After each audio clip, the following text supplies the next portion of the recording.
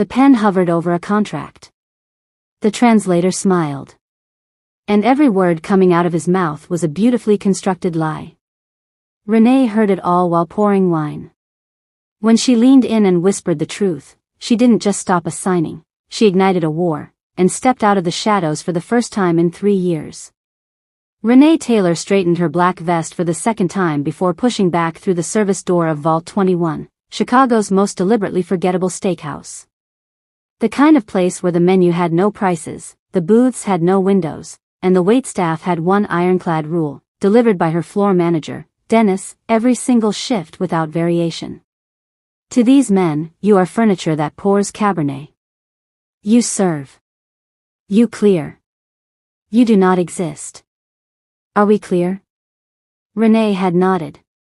She always nodded. Over the past 6 weeks she had become very good at disappearing in plain sight, a ghost in a waistcoat, a silhouette with a bottle, a pair of hands that materialized and vanished without a single face at any table ever registering the woman behind them. That was the job. That was survival. But as she lifted the decanted Barolo onto her tray, her hands slowed, not from nerves, from something older. A frequency her body still recognized even when her mind fought against it. The same internal alarm that had once made her the best signals analyst at a 3-letter agency she was no longer allowed to name. Someone at that table was speaking Italian. Renee breathed slowly through her nose, rolled her shoulders back, and pushed through the dining room door, balancing the tray as though she carried nothing but wine and crystal, and not the weight of a life she had spent 3 years trying to bury. The private room sat at the deepest end of Vault 21, sealed from the main floor by panels of dark walnut and amber light that turned every face into something cinematic and every shadow into a secret. Renee approached without sound, her soft-soled shoes swallowed whole by the burgundy carpet. 3 men occupied the table. The first sat at the center with the stillness of someone who had never needed to raise his voice to make a room afraid. Dark suit, open collar, no tie, but the absence of formality only made him look more dangerous, not less. His hands rested on the white tablecloth, both of them covered from knuckle to wrist in ink so intricate it looked like armored gloves. Beside a gold-capped pen, a contract waited. Jisung. Renee did not know his last name yet, but she knew the posture, the particular stillness of a man who had clawed his way to the top of something that didn't appear in any business registry. To his left sat a younger Korean man in a charcoal suit, lean, watchful, quiet in the way that bodyguards are quiet when they are trying not to be recognized as bodyguards. And then there was the translator. He sat slightly forward, leather portfolio open, hands animated, smile never quite leaving his face, the kind of smile that worked very hard to appear effortless. Marco. Renee didn't know that name yet either, but she recognized the type immediately, calculation wearing the costume of charm. A man whose greatest skill was making everyone in the room feel like he was on their side. She set the first glass down without a sound. And Marco began to speak. Welcome to Soul-Woven Stories. While you're here, please hit the subscribe button, turn on your notification bell, and comment where in the world you're watching from. Vault 21 did not appear in any food guide. It had no social media presence, no open table listing, no Yelp reviews from curious tourists who had wandered in off Michigan Avenue. The address existed on a single laminated card, passed hand to hand among a specific category of Chicago men, the kind whose net worth could not be verified and whose names appeared in federal databases under tabs marked ongoing. The restaurant had been operating for 11 years without incident, which was itself a kind of miracle, or a kind of threat, depending on who you asked. Renee had been working there for 6 weeks, and in that time she had developed a precise and private theology for staying alive inside it. Rule 1, never remember a face.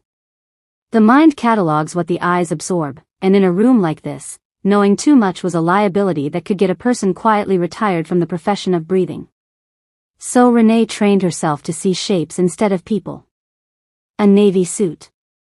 A ring on the wrong finger. A left hand that never moved far from a jacket lapel. Shapes. Not faces. Rule 2, never react. Not to raised voices, not to envelopes sliding across tablecloths, not to the specific quality of silence that fell over a table when someone said something that could not be unsaid. A waitress who flinched was a waitress who had been paying attention, and a waitress who had been paying attention was a problem that needed solving. Rule 3. Keep moving. A stationary server became part of a room's furniture in the wrong way, present enough to be noticed, still enough to be suspected. Renee moved in clean, elliptical patterns. Pour, retreat, reappear. The rhythm of it had become meditative over the weeks, almost soothing, if she didn't think too hard about what was being decided at the tables she circled. Dennis had hired her without much conversation. She had a clean background check, or rather, she had a background check that returned exactly what she needed it to return, nothing more, and she carried herself with the particular composure of someone who had learned not to be startled. In this industry, he told her, that was rarer than it sounded. What Dennis did not know, what none of them knew, was that Renee had spent 4 years in a windowless room in a building that officially didn't exist, listening to foreign conversations thread through satellite static, pulling meaning from noise, separating the signal from the performance. She had been very good at it. Good enough to be dangerous. Good enough to be burned.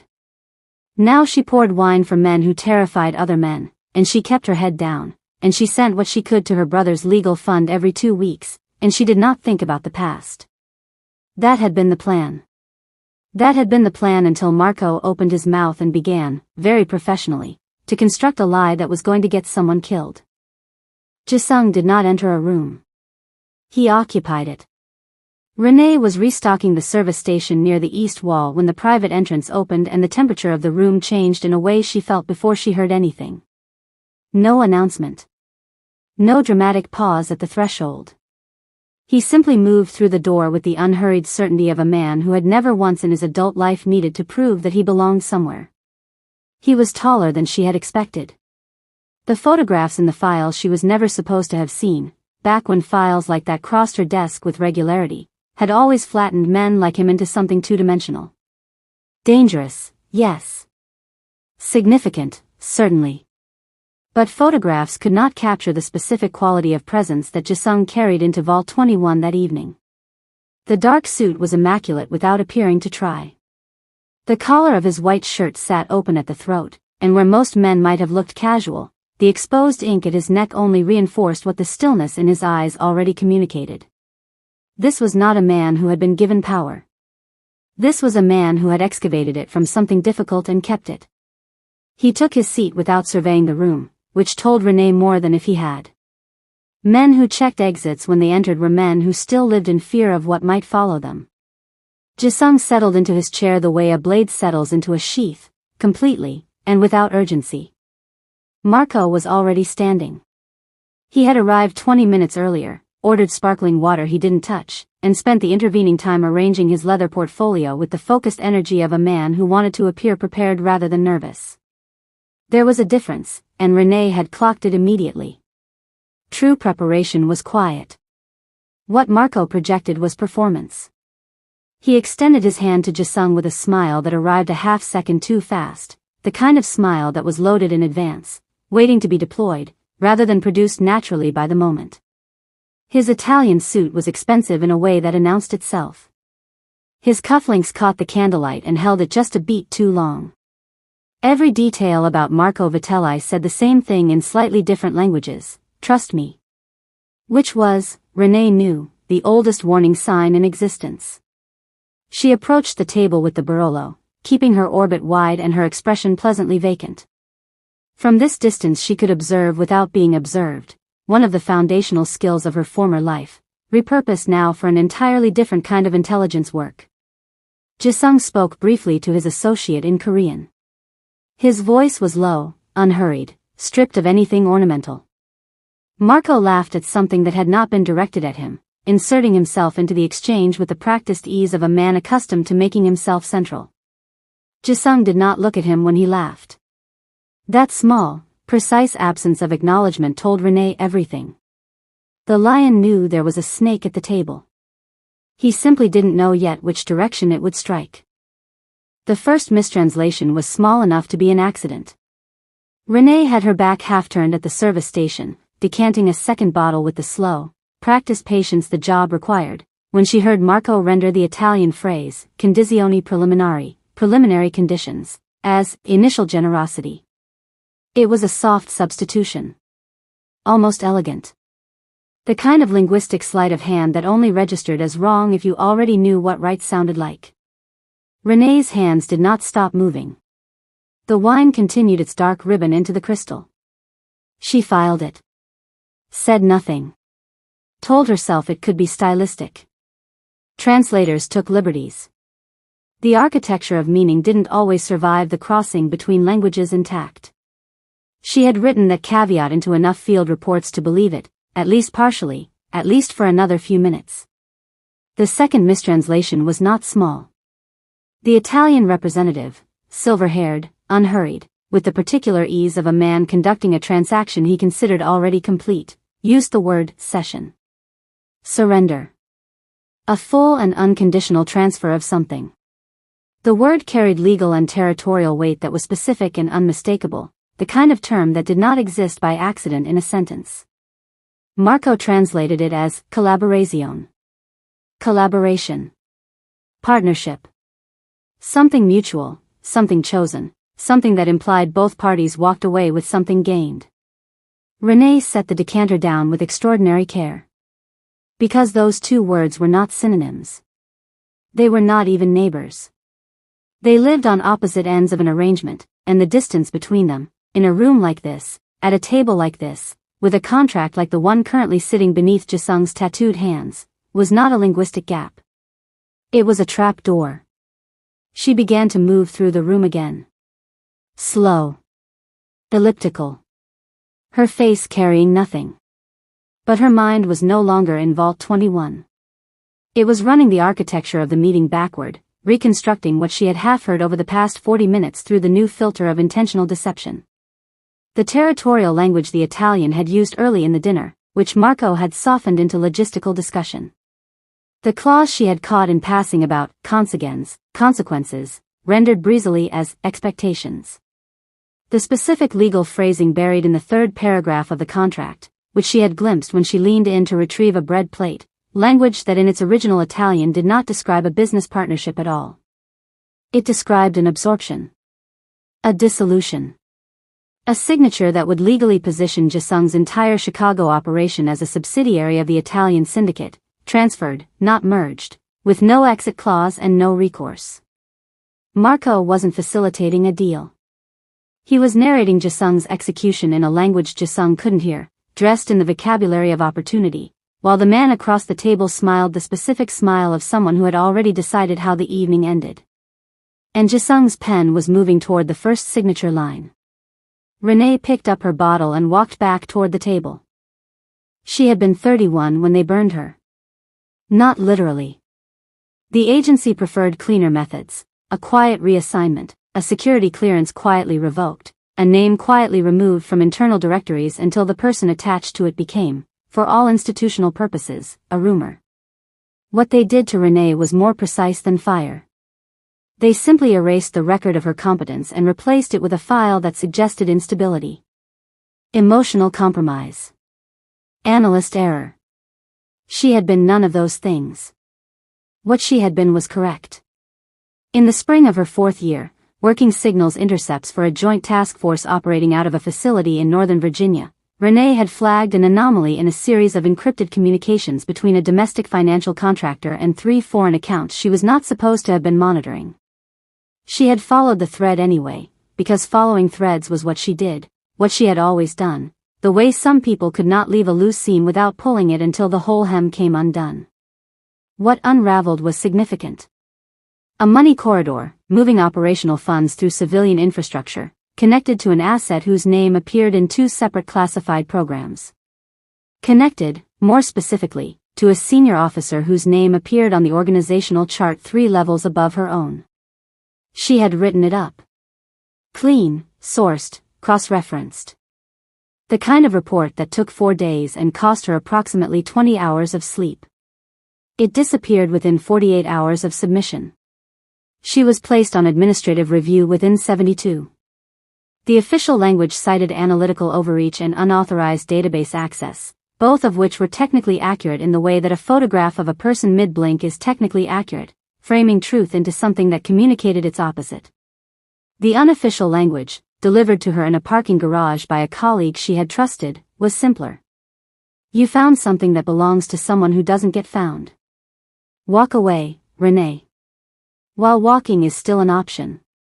She had not walked away fast enough. By the time she understood the full shape of what was being done to her, her professional reputation had been quietly restructured into something unemployable in any field that required a clearance. Her brother Marcus, who had nothing to do with any of it, found himself facing federal charges on a contracting dispute that should have been civil litigation, leverage, dressed in the language of justice. So she had run. Not dramatically. Methodically. The way she had been trained to move when operational security required it. New city. New name on the lease. A job that put her in rooms full of powerful men who would never think to look twice at the woman refilling their glass. Chicago had seemed like a reasonable place to disappear. She surfaced briefly from the memory as she crossed the dining room, the Barolo steady in her hand, Jisung's table growing closer with each step. The irony was not lost on her. She had been destroyed for knowing too much once before. And here she was again. Knowing too much. She gave herself exactly one pass of the table to make the decision. One orbit.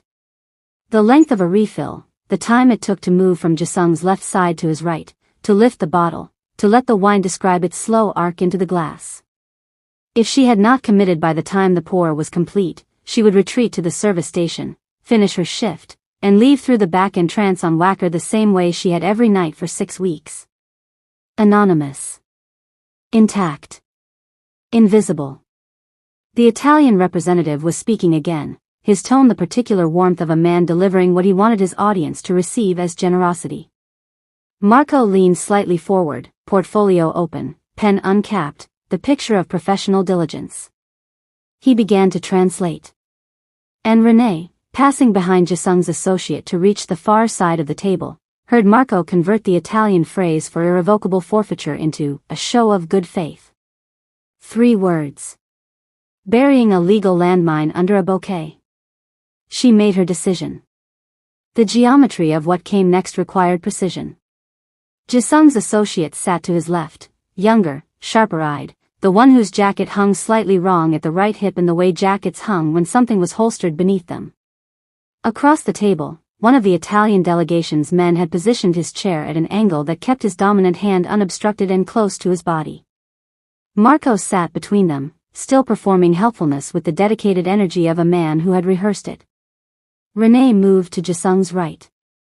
She kept her face in the expression she had perfected over 6 weeks, pleasant vacancy, professional attentiveness, the specific blankness of someone whose interior life had been checked at the kitchen door. The bottle tilted. The wine moved into the glass in a clean, unhurried stream. She leaned in slightly, the way a careful server does when the table is crowded and the glassware is close together, the way that looks like nothing, like service, like furniture doing what furniture does. Her lips were 4 inches from Jisung's ear. She spoke in Korean. Quiet enough that the syllables did not carry past the distance between them. Precise enough that nothing was lost. Don't sign. The document says irrevocable forfeiture, not partnership. Your translator is on their payroll. You are signing over your operation, not into one. She straightened. Completed the pour. Took 1 step back from the table. Her heart was performing something extraordinary inside her chest, but her hands were completely still. The training did not leave the body even when everything else had been stripped away. That much, at least, they had not been able to take from her. Jisung did not move. Did not look at her. Did not change the precise, unreadable arrangement of his expression by a single degree. But beneath the tablecloth, his hand had closed around the pen. And he did not lift it toward the paper. For a long moment, nothing happened. That was the most dangerous part. Not the confrontation, not the raised voices, not the moment a room full of armed men arrived at a collective understanding that something had shifted. The dangerous part was the stillness that preceded all of it, the suspended second where one man was quietly rearranging everything he thought he knew about the room he was sitting in, and no one else had caught up yet. Jisung set the pen down. The sound it made against the tablecloth was almost nothing. A whisper of gold on linen. But Renee, retreating toward the service station at a pace calibrated to suggest she had already forgotten the table existed, registered it the way she had once registered anomalies in static, as a signal inside the noise. He reached for his wine glass instead. Lifted it. Considered it with the unhurried attention of a man thinking about something else entirely. Then he spoke to Marco in a tone so conversational it could have been about the weather, asking him to clarify, just for thoroughness, just to be precise, what the Italian side had proposed as the penalty structure should either party exit the agreement within the first 18 months. It was a simple question. A reasonable question. The kind of question a careful businessman asked before signing anything. Except there was no exit clause. Renee had seen that much in her single glimpse of the contract. There was no penalty structure because the document did not contemplate either party leaving. It contemplated one party absorbing the other completely and irrevocably.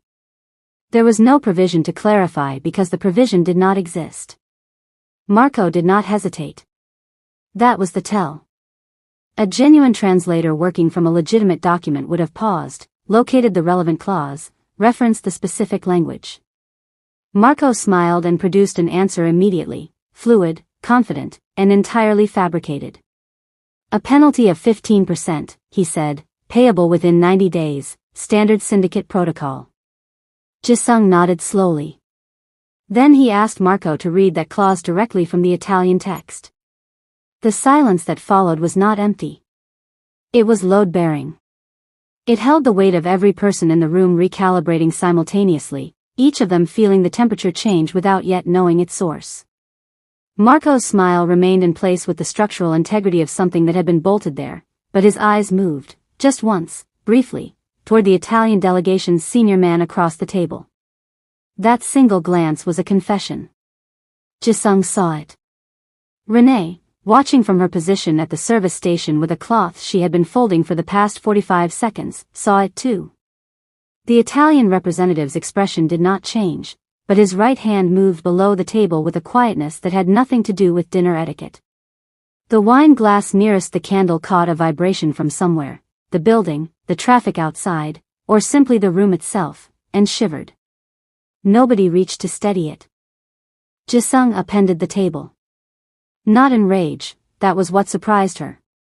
There was no explosion of temper, no escalating argument that crested into violence. One moment the contract was centered on white linen between two delegations, and the next Jisung had risen from his chair with the economy of someone who had made a quiet, final decision, and the entire table went over in a single clean movement. Crystal shattered. The Barolo described a dark arc across the walnut paneling. The contract landed face down on the burgundy carpet like a confession nobody wanted to read anymore. Then the room became very loud and very small all at once. Renee was already moving before the first voice was raised. Not toward the exit was on the wrong side of three men who were now reaching inside their jackets with the focused urgency of people whose patience had reached its contractual limit. She moved laterally, toward the interior wall, putting the overturned table between herself and the Italian delegation's side of the room, dropping below the sight line of anyone whose attention was currently occupied by Jisung. Which, for the moment, was everyone. Jisung's associate had materialized from his chair into something that was no longer a person in a charcoal suit but a problem in motion, moving with the kind of trained efficiency that confirmed every inference Renee had made about him in the first 5 minutes of the evening. Marco had backed toward the far wall, his portfolio abandoned, his rehearsed charm entirely dissolved, leaving behind the raw and unflattering architecture of a man who had miscalculated the room. One of the Italian delegation broke toward Renee's side of the overturned table. Not for her specifically, she understood that immediately. He was moving toward the service entrance, toward the exit corridor she was currently positioned beside, and she was simply an obstacle his trajectory had not accounted for. He registered her at the last moment, his hand already extended to push past. She was not there when the hand arrived. The movement she used was old. Older than Chicago, older than Vault 21, older than the parking garage in Virginia where she had been told to walk away while she still could. It had been drilled into her body during 3 weeks of a training program that officially did not appear in any curriculum, and the body, she had discovered tonight, remembered everything the mind had tried to bury. She redirected his momentum, used the wall, and the man went down with the graceless certainty of someone who had stopped expecting the furniture to fight back. She did not stop moving. Through the service door. Into the narrow corridor behind the kitchen. The sounds of the room behind her were muffled now by steel and tile, raised voices, something heavy striking the floor, and then, distantly, the specific quality of silence that follows a decisive ending. Outside, rain had begun to fall on Chicago without announcement or apology. Renee pressed her back against the cold brick of the alley wall and breathed. She had been in the alley for 11 minutes when the door opened. She knew it was 11 minutes because counting had always been how she managed the aftermath of adrenaline, a grounding mechanism, something concrete to hold while the body finished its argument with the events it had just survived. 11 minutes of Chicago rain falling in thin, cold needles against the back of her neck. 11 minutes of distant sirens that grew neither closer nor further away. 11 minutes of standing very still and deciding, with the methodical clarity that fear sometimes produced in people trained to use it, what happened next. The man who came through the door was not Jisung. He was the associate, the one from the charcoal suit, now missing his jacket entirely, his white shirt carrying the evidence of an evening that had not gone according to anyone's original itinerary. He said nothing. He simply held the door open and waited with the particular patience of someone delivering a message that required no words. Renee went inside. The private room had been partially restored to order in a way that suggested efficiency rather than comfort. The overturned table had been righted. The broken crystal had been cleared. The contract, she noticed immediately, was gone, not filed, not folded, simply absent, as though it had never existed, which was likely the point. Two members of Jisung's delegation stood at opposite walls in the postures of men whose job was to make a room feel smaller and safer simultaneously, depending on which side of their attention you occupied. Jisung stood near the window. He had his hands folded behind his back, looking out at the rain-darkened street below with the expression of a man conducting a private audit of the evening. When Renee entered, he did not turn immediately.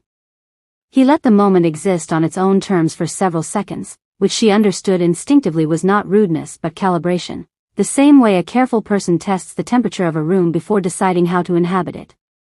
When he turned, his eyes found hers with a directness that had no performance in it. He spoke in Korean first. Then, without being asked, translated himself into English, which told her that he had already assembled a fairly accurate picture of what she was. You knew what Marco was doing. You understood the Italian. You warned me in my language. A pause. That is 3 things that a waitress in this restaurant should not be able to do. Renee said nothing. You saved my operation, he said. Possibly more than that. He looked at her with the frank, undecorated attention of someone making a precise assessment. So I will offer you a choice. The apron. Or a chair.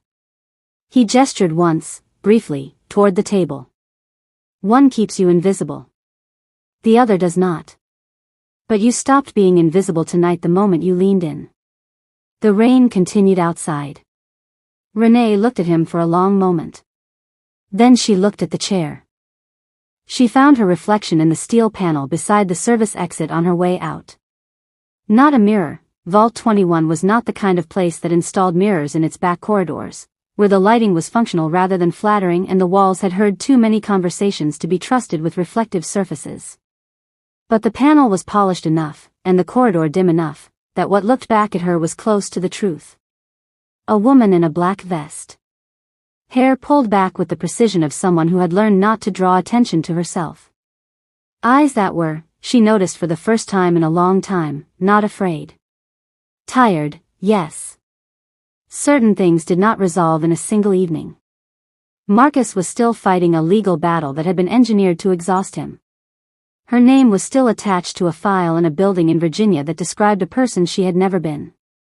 The people who had constructed that file were still operational, still credentialed, still occupying their positions in the architecture of a system that had decided she was more useful as a cautionary example than as an analyst. None of that had changed in the last 3 hours. But something else had. She stood in that corridor and let the reflection hold her gaze without looking away from it, which was something she had not done in longer than she could precisely calculate. There had been a version of her, in the years since Virginia, that had treated her own face as a liability, something to be kept neutral, kept legible only as background, kept from expressing anything that might cause someone to look twice. She had worn invisibility like a second skin until she had nearly forgotten there was a first one underneath. Tonight she had leaned past loaded weapons to speak the truth in a room full of men who killed people for miscalculating exactly that kind of moment. And her hands had been still. That steadiness had not come from recklessness, or from the particular desperation of someone with nothing left to lose. It had come from something older and more structural, from the part of her that had always known, even in the parking garage, even in the long quiet of Chicago's winter streets, even in 6 weeks of being furniture that poured Cabernet, that the intelligence was still there. The instinct. The precision. The ability to hear a lie moving inside a sentence before the sentence had finished forming.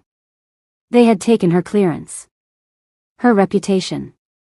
3 years of her life and her brother's peace of mind. They had not taken that. She straightened her vest one final time, not from nervousness, from something closer to ceremony, and looked at the woman in the steel panel with the clear, undecorated recognition of someone meeting an old acquaintance they had been avoiding for too long. Then Renee Taylor turned away from the reflection, walked back down the corridor, and took her seat at the table. If this story moved you, share it to someone who needs the reminder that the truest version of you never actually left. Subscribe and turn on notifications. A new story drops here every week, and you won't want to miss where we go next.